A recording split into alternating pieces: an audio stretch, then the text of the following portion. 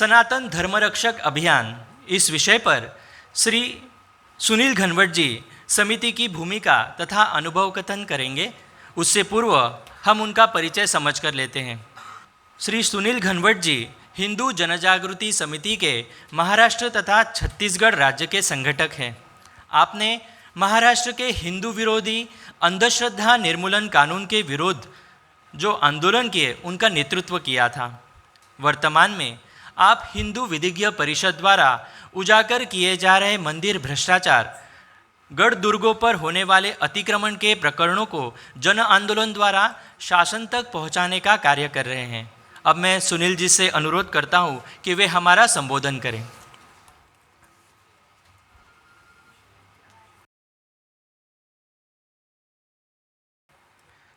धर्म संस्थापक भगवान श्री कृष्ण, हिंदू जनजागृति समिति के प्रेरणास्थान सच्चिदानंद परब्रह्म डॉक्टर जयंत आठवले, इनके चरणों में वंदन करता हूँ। यहाँ पे उपस्थित सभी संतों के चरणों में प्रणाम करता हूँ। मंच पे विराजमान सभी संत एवं मान्यवरों को अभिवादन और पूरे देश विदेश से आए हुए सभी हिंदू धर्मवीरों को भी भावपूर्ण नमस्कार। वास्तविक रूप में अधिवेशन एक वैश्विक हिंदू राष्ट्र महोत्सव हो रहा है और हमारे नारे जो है वो भी एक वैश्विक स्तर के होने चाहिए। तो आइए हम शुरुआत करेंगे दोनों हाथ उठा के, सनातन हिंदू धर्म की, सनातन हिंदू धर्म की। महाराष्ट्र में शिव छत्रपति महाराज जी ने जो गढ़ किलों का निर्माण किया हुआ है, ऐसे बहुत सारे गढ़ किलों पे अतिक्रमण हो रहा है, इस्लामिक अतिक्रमण हो रहा है। लेकिन क्या यह अतिक्रमण केवल गढ़ किलों पे हो रहा है?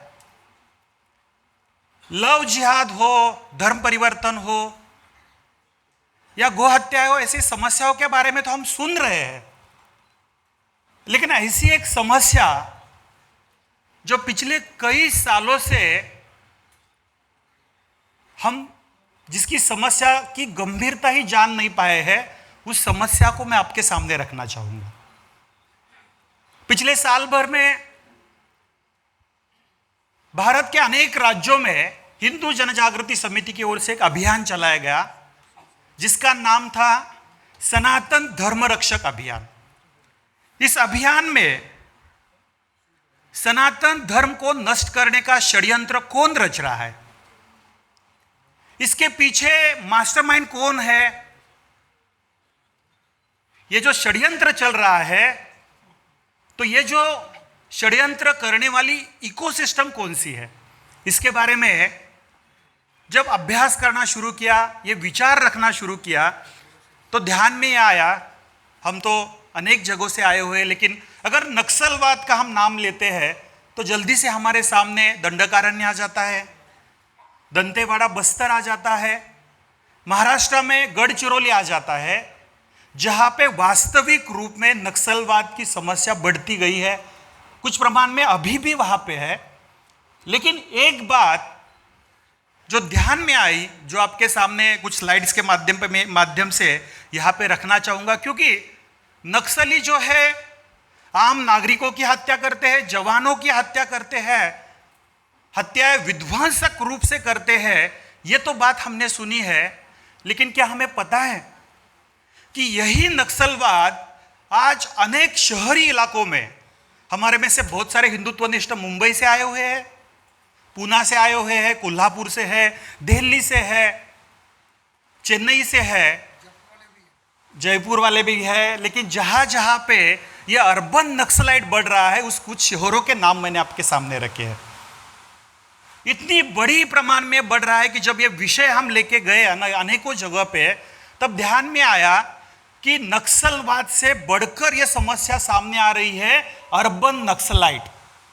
और ये जो षड्यंत्र चल रहा है, इसके बारे में अगर हम सोचते हैं तो हमारे सामने सबसे पहले उदाहरण आता है जेएनयू विद्यालय का, जो यूनिवर्सिटी है उसका।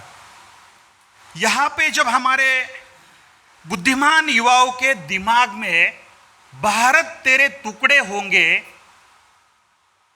इस प्रकार की घोषणाएं वहां दी जाती है, ये घोषणाएं तो पाठ्यक्रम में नहीं होती है, तो उनके मन में जो एक जहर घुला जा रहा है, इसके पीछे का षड्यंत्र क्या है, उसका नाम है अर्बन नक्सलाइट। और ये जो विषय जब सभी जगह पे हमने सामने लाया तो हमारे लिए गंभीर बात ध्यान में आई कि जिस युवा पीढ़ी को हमारे देश का हम भवितव्य मान रहे हैं, उनके मन में देश विरोधी भावना निर्माण करने का प्रयास,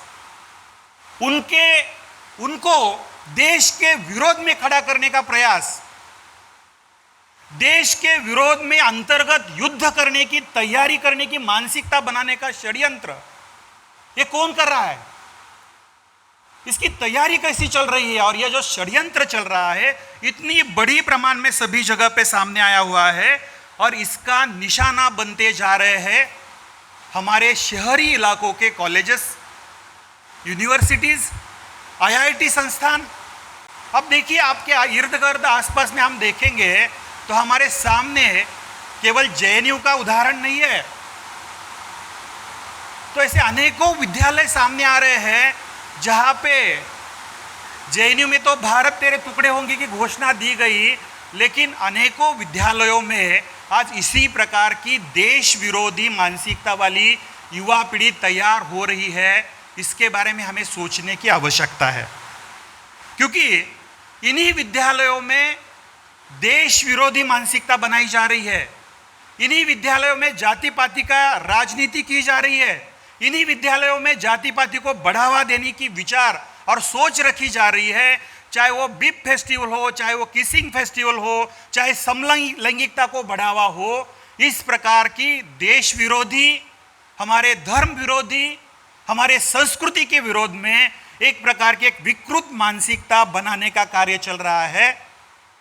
और इसका ही नाम, इस षड्यंत्र के पीछे का जो कार्य करने वाले लोग हैं, उनका ही नाम है अर्बन नक्सलाइट, शहरी नक्सलवादी। और इसको उजागर करने के लिए पूरे भारत भर में अनेक राज्यों में जो अभियान चलाया गया, उसका नाम था सनातन धर्म रक्षक अभियान। क्योंकि हम सबको तो पता रहता है जो नक्सलाइट होते हैं, लेकिन इनके पीछे का जो दिमाग है, जो इकोसिस्टम है, विचारधारा डालने वाले जो लोग हैं, वो कहाँ छिपे हुए हैं, उनकी विचारधारा निर्माण करने वाले लोग कौन है, यह हमारे सबके ध्यान में आना चाहिए। और इसका पिछले एक 6-7 माह का ही उदाहरण है। ये हमारे ही देश में सनातन धर्म का गौरव और समर्थन करने की जगह तमिलनाडु में जब मंदिर की परिषद एक होती है सरकारी स्तर पे, वहां पे उदयनिधि स्टालिन एक वक्तव्य करते हैं कि सनातन धर्म यानी डेंगू मलेरिया जैसा है। जो ए राजा खुद 2G स्पेक्ट्रम घोटाले में कारावास में जाके आए, वो सिखाते हैं कि डेंगू मलेरिया जैसे नहीं है। तो सनातन हिंदू धर्म ये HIV से भी भयानक है। प्रियांक खरगे कर्नाटका में बोलते हैं कि सनातन धर्म यानी एक बीमारी है।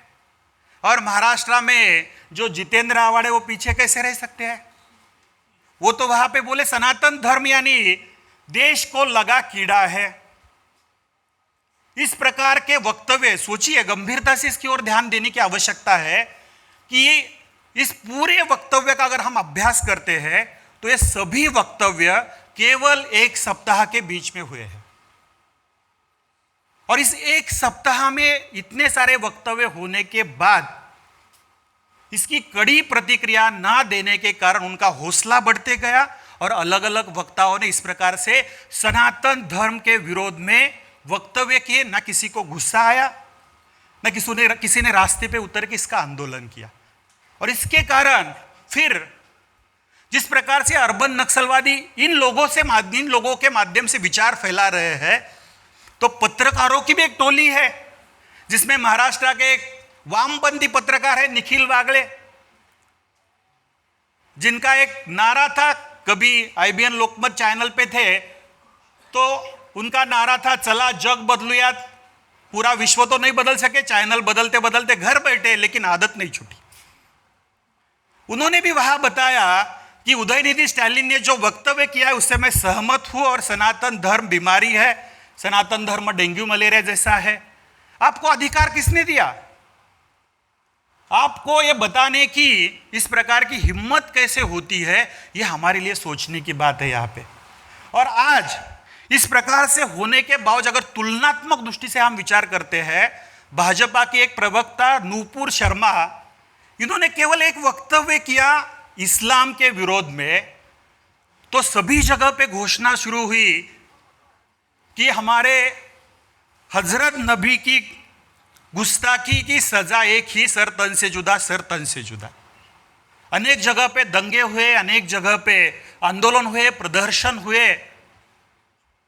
20 करोड़ की आबादी होने वाले लोग रास्ते पे आते हैं केवल उनके आस्था स्थान का अपमान होने के बाद, और 120 करोड़ हिंदू जो है, इतने सारे हमारे सनातन धर्म पे आघात हुए, अवमानकारक वक्तव्य हुए, लेकिन वहां पे उसका विरोध न होने के कारण उनका हौसला बढ़ते गया और आगे जाके अलग अलग वक्तव्य होते गए। तो इसका विचार करने की आवश्यकता है।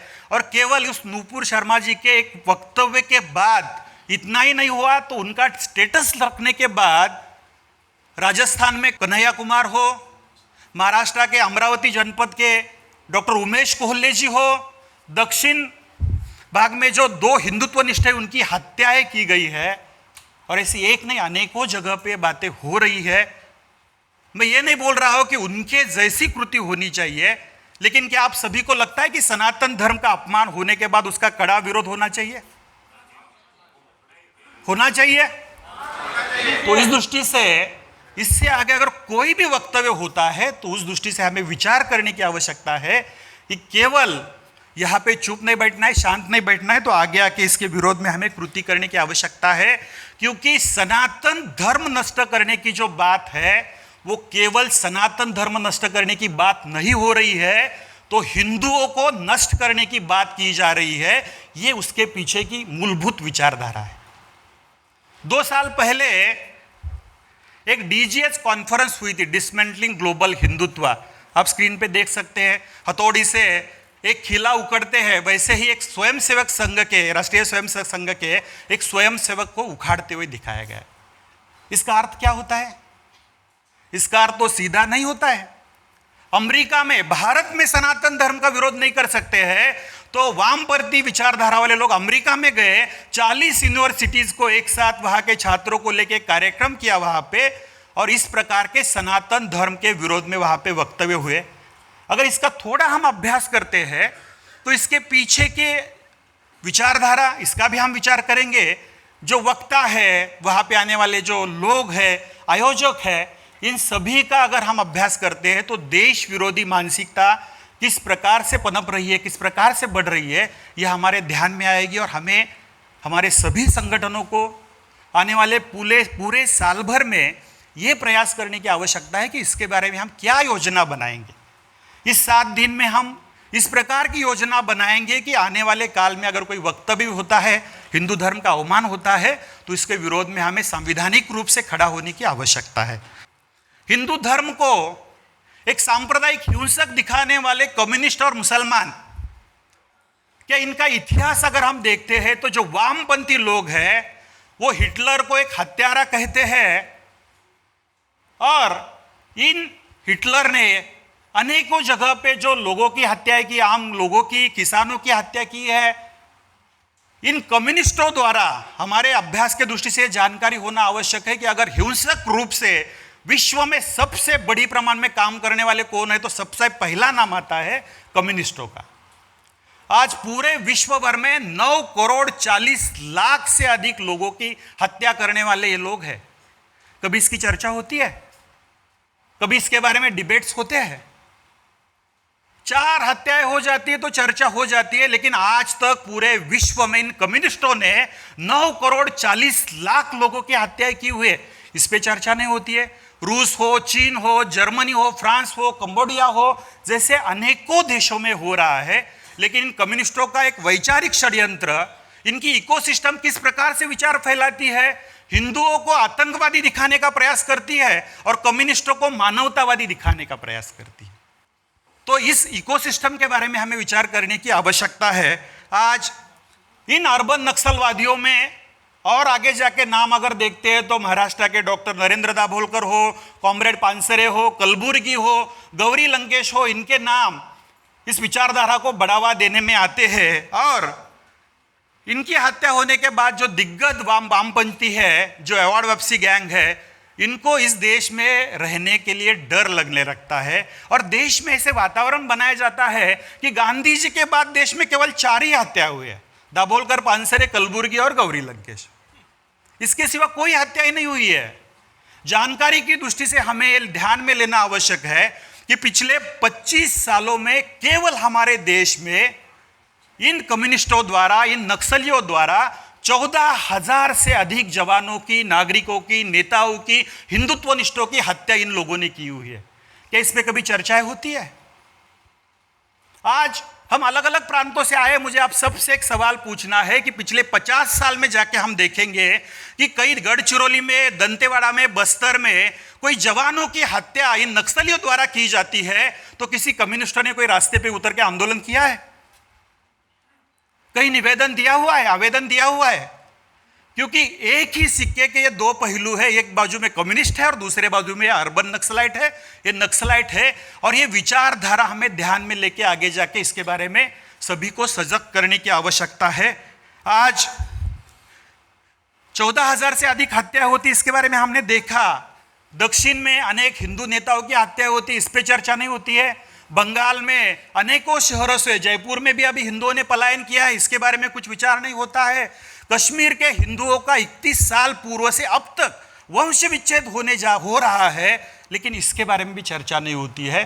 केवल इस इकोसिस्टम में जो अलग अलग विचारक, पत्रकार, संपादक, लेखक बैठे हुए हैं, उनकी एक टोली है और उनमें से कुछ नाम आप सबको पता है, चाहे सागरिका घोष हो, राजदीप सरदेसाई हो, बरखा दत्त हो, निखिल वागड़े हो। ये जो टोली है इसी वामपंथी विचारधारा का समर्थन करती है और अर्बन नक्सलाइट को बढ़ावा देने का प्रयास करते हैं।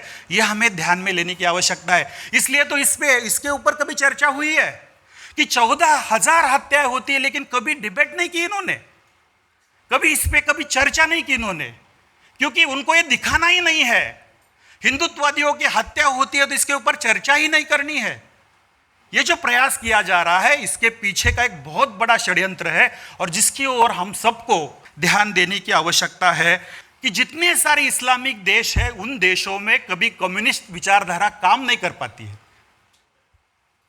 और जितने सारे कम्युनिस्ट देश हैं, चाहे रूस हो, चीन हो, वहां पे इस्लामिक लोगों के कार्य को बढ़ावा नहीं दिया जाता है, वहां पे उनका कार्य खत्म किया जाता है। लेकिन दुर्भाग्य से हमारा देश ऐसा है जहां पे मुसलमान और ये कम्युनिस्ट एकत्रित आके एक ही एजेंडा चला रहे हैं, सनातन धर्म को नष्ट करने का।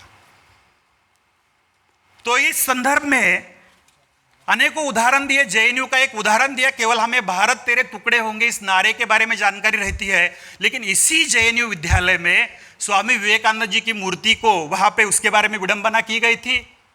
महिषासुर जयंती वहां पे मनाई जाती है। माँ दुर्गा को वहां पे व्याश्या बताया जाता है। यहां तक ये करने वाले लोग ये जेएनयू में निर्माण हो रहे हैं। धिक्कार हो, ऐसा करने वाले का धिक्कार हो। आज क्या हम कभी सोच सकते हैं कि दंतेवाड़ा में कुछ साल पूर्व 75 से ज्यादा हमारे जवानों की हत्या इन नक्सलवादियों ने की हुई थी, लेकिन जिसका जश्न इस जेएनयू में मनाया गया मिठाई बांट के।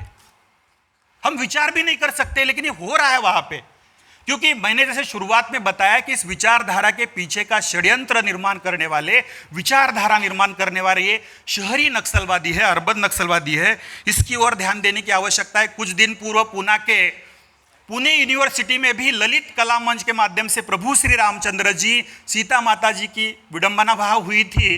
पुणे की यूनिवर्सिटी में अभी जेएनयू बनते जा रही है, यह भी गंभीर बात है। यहाँ पे आखिरी और आगे का महत्वपूर्ण सूत्र यहां पे बताना चाहूंगा कि जिस दंगों के माध्यम से, या भीमा कोरेगांव प्रकरण जो सामने आया उसके बाद जो दंगे हुए थे, तो एक यलगार परिषद का एक षड्यंत्र सामने आया, जो बात हमने इतनी गंभीरता से नहीं ली, लेकिन जिन्होंने देश के प्रधानमंत्री को मारने का, हत्या करने का षड्यंत्र रचा था, वो लोग वहां पे उजागर हो गए। देश के प्रधानमंत्री को की हत्या करने का षड्यंत्र करने वाले लोग कौन है? ये वही सफेद पोश लोग हैं, व्हाइट कॉलर लोग हैं। गौतम नवलखा, वरवरा राव, सुधा भारद्वाज, अरुण परेरा, ये सभी को गिरफ्तार किया गया। टीवी चैनल पे डिबेट शुरू हुए, उसी दिन रास्ते पे आंदोलन शुरू हुए और दूसरे दिन सुप्रीम कोर्ट में कुछ ये वामपंथी विचारधारा वाले लोग गए और सुप्रीम कोर्ट का आदेश किस प्रकार से आया कि इनको जो पुलिस ने हिरासत में लिया हुआ है, तो ये पढ़े लिखे लोग हैं, उच्च शिक्षित लोग हैं, इनको पुलिस के हवाले में नहीं देना चाहिए, इनको हाउस अरेस्ट करने का आदेश होता है। यानी इस इकोसिस्टम से कौन किस प्रकार से प्रभावित है इसका आपको अंदाजा आया होगा। जिस हाउस अरेस्ट का प्रावधान ही हमारे संविधान में नहीं है, वो हाउस अरेस्ट के बारे में, इनके बारे में सोचा गया और पुलिस कारावास से निकाल के हाउस अरेस्ट किया गया। तो इस प्रकार से ये षड्यंत्र कहाँ तक काम कर रहा है, इसके बारे में हम सबको पता होना आवश्यक है। क्योंकि कुछ लोग ऐसे रहते हैं, हमारे आसपास रहते हैं, जिन्होंने अनेक मुखौटे धारण किए हुए हैं। कोई पर्यावरणवादी रहता है, कोई अंधश्रद्धा निर्मूलनवादी रहता है, कोई सामाजिक कार्यकर्ता रहता है। इस प्रकार से जो मुखौटे हैं और काल के अनुसार इनका असली चेहरा अगर सामने लाना है तो इनके मुखौटे निकाल के, इनके बुर्के फाड़ के हमें उनका चेहरा सामने लाने की आवश्यकता है। तो ये इस दृष्टि से विचार करते समय आखिरी बात यह है कि इसमें से अंधश्रद्धा निर्मूलन समिति, जिनके बारे में हमने कई सालों से सुना है, ये भी यहाँ पे पीछे नहीं है। इसी अंधश्रद्धा निर्मूलन समिति ने कुछ साल पूर्व महाराष्ट्र में एक कानून बनाने का प्रयास किया था, अंधश्रद्धा निर्मूलन कानून। मजे की बात तो यह है कि इसमें एक आर्टिकल यानी एक धारा ली गई थी, उन्होंने एक प्रस्तावित की थी कि अगर किसी मूर्ति के सामने पशु बलि दिया जाता है तो अंधश्रद्धा है, और बकरी ईद के दिन अगर बकरी काटी जाती है तो कोई अपराध नहीं है। इस प्रकार के प्रावधान होने वाला कानून बना रहे थे।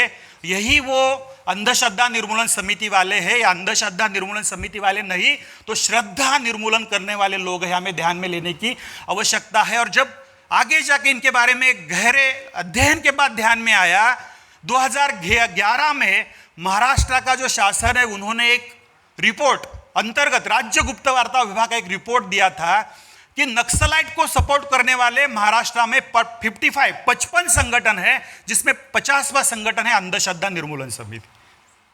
और इस प्रकार से अगर हम सोचते हैं यहाँ पे, तो किस प्रकार का अंधश्रद्धा निर्मूलन का काम कर रहे हैं। नरेंद्र बंसोड़ है, नरेंद्र भुरले है, ये गोंदिया में वहां पे हत्यारों के साथ पकड़े गए। अंधश्रद्धा निर्मूलन करने के लिए कोई हथियार लगते हैं? आज इसमें अगर हम विचार करते हैं तो यही अंधश्रद्धा निर्मूलन समिति है जो स्विसेड फाउंडेशन से उनको डोनेशन मिलता है, पैसा मिलता है। और वो स्विसेड फाउंडेशन है, अगली साइड में आपको शायद दिखाई देगा, कि जिन्होंने हमारे कश्मीर को पाकिस्तान के नक्शे में दिखाया हुआ है, यही वो अंधश्रद्धा निर्मूलन समिति वाले हैं, उनसे पैसा ले रहे हैं। तो ओवरऑल अगर यहाँ पे देखा जाता है तो इस प्रकार का षड्यंत्र अभी पूरे देश भर में बढ़ रहा है, तो इसके बारे में विचार करने की आवश्यकता है। जिस गौरी लंकेश की हत्या कर्नाटका में हुई, तुरंत 2 घंटे के अंदर हजारों किलोमीटर दूर होने वाले छत्तीसगढ़ के बस्तर में बैनर लगते हैं, फ्लेक्स लगते हैं वहां पे कि गौरी लंकेश की हत्या का हम निषेध करते हैं। कर्नाटका कहाँ है, छत्तीसगढ़ कहाँ है, ये कनेक्शन है क्या? 4 दिन पूर्व यहाँ पे कोल्हापुर में विश्व हिंदू परिषद के मिलिंद परंडे जी है, उन्होंने एक वक्तव्य किया कि पश्चिम महाराष्ट्र में अभी धर्म परिवर्तन बढ़ रहा है। तो तुरंत कोल्हापुर के जो वामपंथी है, कम्युनिस्ट वाले लोग हैं, तो वहां पे उठे और बोले हम काट सिद्धेश्वर स्वामी के आश्रम में वहां कार्यक्रम हुआ था, वहां जाके आंदोलन करेंगे। वक्तव्य तो ईसाइयों के विरोध में हुआ है, धर्म परिवर्तन के विरोध में हुआ है, लेकिन ये वामपंथी क्यों आंदोलन कर रहे हैं? ये सिस्टम क्या है, ये कनेक्शन क्या है? तो यही वो कनेक्शन है। दिखने वाले उनके मुखौटे अलग अलग है, लेकिन एजेंडा एक है, हिंदू धर्म का विरोध, हिंदू धर्म को नष्ट करना है। और इसलिए पूरे भारत भर में अभियान चलाया गया। पूरे भारत भर में इसके बारे में करीबन 25 जिलों में अभियान चलाने के बाद 250 से अधिक जगह पे कार्यक्रम हुए, जिसमें 10,000 से अधिक लोगों ने सहभागिता दर्शाई यहाँ पे। और इन्हीं उदयनिधि स्टालिन से लेके जितेंद्र आव्हाड तक सभी के विरोध में पूरे महाराष्ट्र, कर्नाटक, गोवा में अलग अलग जगहों पे 75 से अधिक जगह पे शिकायतें दर्ज हुई। इन्होंने हमारे धर्म का अपमान किया हुआ है। तो इस प्रकार से कृति के दृष्टि से भी हमें आगे आने की आवश्यकता है, वैचारिक रूप से भी हमें सजग रहने की आवश्यकता है, लोगों तक ये विचार फैलाने की और प्रसारित करने की आवश्यकता है। तब जाके ये वामपंथी एजेंडा सभी के सामने आएगा, सभी को इसके बारे में सजगता निर्माण होगी। यही आपके सामने यहाँ पे रखना था। और आप सबसे आखिर में ही पूछना है कि अगर इस प्रकार से सनातन धर्म पे आघात होते हैं तो यहाँ पे बैठे कितने हिंदुत्वनिष्ठ है जो आज से यहाँ पे प्रतिज्ञा करेंगे कि मैं सनातन धर्म रक्षक बन के सनातन धर्म की रक्षा करूंगा। वो सभी हाथ उठाए और एक बार सभी मिलके घोषणा देंगे, मैं सनातन धर्म रक्षक, मैं सनातन धर्म रक्षक, मैं सनातन धर्म रक्षक। ईश्वर की कृपा से ये विषय आप सबके सामने प्रस्तुत करने का अवसर मिला। अलग विषय है, इसके बारे में गंभीरता से हम सबको सोचना है। जाने से पूर्व यहाँ पे जो अलग अलग नियोजन बैठक होगी, गुट चर्चा होगी, इसमें इसके बारे में हमें विचार करना है और योजना बनानी है। यही आपके सामने मैं रखना चाहता था। गुरुदेव जी के चरणों में मेरे वाणियों को विराम देता हूँ। नमस्कार। जय तू जय तू जय तू जय तू। धन्यवाद सुनील जी, आपने बहुत ही गंभीर विषय हम सभी के समक्ष रखा है। ये अर्बन नक्सलवादी जो होते हैं वो दीमक के कीड़े जैसे हैं जो हमारे देश को अंदर से खोखला कर रहे हैं। यदि इनको हमें नष्ट करना है तो हम सभी को एकत्रित आकर हमारे देश की रक्षा अगर करनी है तो इन दीमकों को हटाना पड़ेगा। उसके लिए हम सभी संगठित होकर प्रयास करेंगे। मैं सुनील जी का आभार व्यक्त करता हूँ।